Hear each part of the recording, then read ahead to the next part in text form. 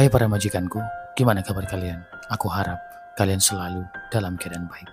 Kali ini, aku akan membahas sebuah kasus yang sangat membagongkan. So, untuk mendengar kelanjutannya, ambil posisi paling nyaman kalian. Siapkan cemilan dan minuman kalian. Semoga kalian menikmatinya. Dan true story, kita mulai.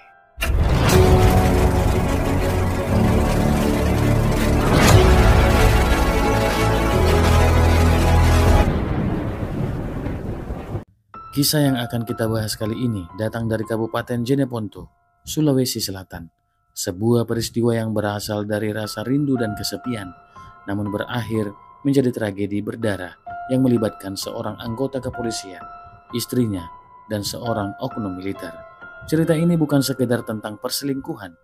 Ini adalah kisah tentang pengkhianatan, ledakan emosi, dan keputusasaan yang mengubah nasib banyak orang selamanya. Kita mulai dari seorang wanita bernama Hasniati, 42 tahun.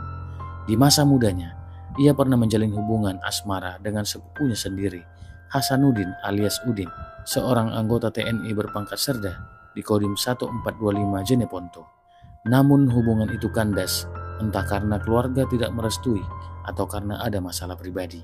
Setelah itu, Hasniati menikah dengan Herman, 47 tahun, seorang brigadir kepala di Satuan Sabraha, Polrestabes Makassar.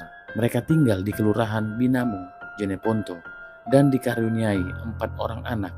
Herman dikenal sebagai sosok suami yang lembut, penuh perhatian, dan dihormati rekan kerja serta tetangganya. Tetapi pekerjaan membuatnya sering bertugas di luar kota. Anak-anak mereka yang sudah beranjak dewasa juga jarang berada di rumah, membuat Hasniati sering sendirian. Kesepian ini menjadi celah bagi masa lalu untuk kembali. Suatu hari, Hasniati memberanikan diri menghubungi Udin. Awalnya, percakapan mereka hanya sebatas menanyakan kabar. "Hai Yati, kabar baik. Gimana kabar suamimu?" tanya Udin. "Baik, tapi akhir-akhir ini dia semakin sibuk. Aku merasa sepi, Din," jawab Hasniati. Percakapan mereka semakin intens, mengenang masa lalu, hingga akhirnya berani membuat janji untuk bertemu. Pertemuan demi pertemuan pun terjadi di luar rumah, tanpa sepengetahuan pasangan masing-masing. Mereka sangat pandai menutupi hubungan terlarang ini. Herman bahkan tidak pernah curiga. Tanggal 14 Mei 2020, Herman berpamitan pada Hasniati untuk bertugas menjaga keamanan di sebuah bank di Makassar. Selesai tugas sore hari, ia mampir ke rumah anaknya di Goa. Melihat keharmonisan anaknya bersama sang menantu, Herman berkata, "Waduh, ayah lihat rumah tangga kalian harmonis sekali. Ayah jadi kangen sama ibu kalian." Sang anak pun menjawab, "Kalau begitu, ayah pulang saja malam ini. Ibu pasti senang. Ayah kan jarang pulang." Ucapan itu menumbuhkan keinginan Herman untuk memberi kejutan pada istrinya malam itu. Yang tidak ia ketahui, pada waktu yang sama, Hasniati sudah menghubungi Udin, mengatakan bahwa suaminya tidak akan pulang malam ini. Udin pun datang mengendarai motor trail. Sesampainya di rumah, Hasniati menidurkan anak bungsunya, mematikan semua lampu rumah, lalu masuk ke kamar bersama Udin. Sekitar pukul 22.30, Herman tiba di dekat rumah. Karena hujan yang deras dan jalan becek, ia memarkirkan mobil di luar kompleks dan berjalan kaki. Dari kejauhan, ia heran melihat rumahnya gelap gulita, sesuatu yang tidak biasa. Sesampainya di halaman, ia melihat motor trail terparkir. Kecurigaannya memuncak. Dengan hati-hati, ia memanjat pagar, membuka pintu dengan kunci cadangan, dan masuk secara mengendap-endap. Saat mendekati kamar utama, Herman mendengar suara yang membuat dadanya berdegup kencang. Ia membuka pintu dan menyalakan lampu. Pemandangan yang ia lihat membuat dunianya runtuh. Istrinya tanpa busana bersama Udin, sepupu istrinya sendiri. "Apa ini? Apa-apaan kalian di rumah saya?" teriak Herman. Hasniati panik dan coba menjelaskan. "Mas, ini tidak seperti yang kamu pikirkan." Namun Herman memotong. "Sudah, tidak ada yang perlu dijelaskan.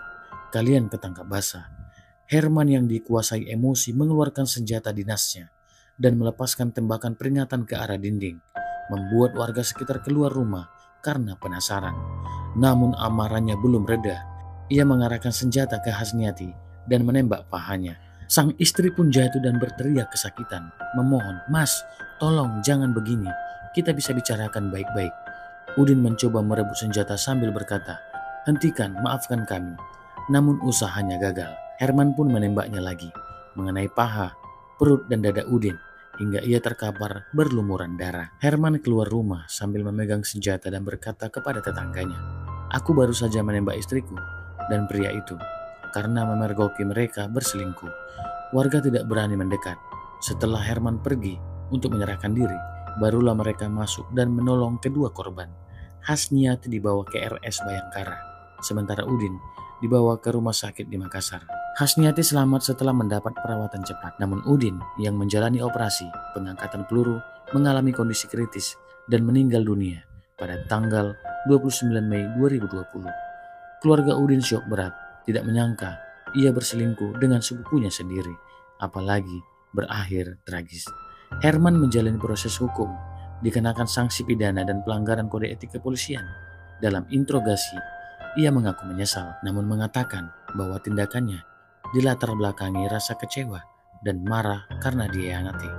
Kisah ini menjadi pelajaran penting bahwa kesetiaan dan kejujuran adalah pondasi utama dalam hubungan.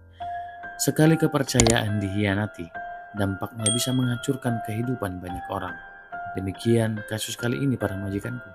Semoga kita semua dalam lindungan Sang Pencipta. Terima kasih.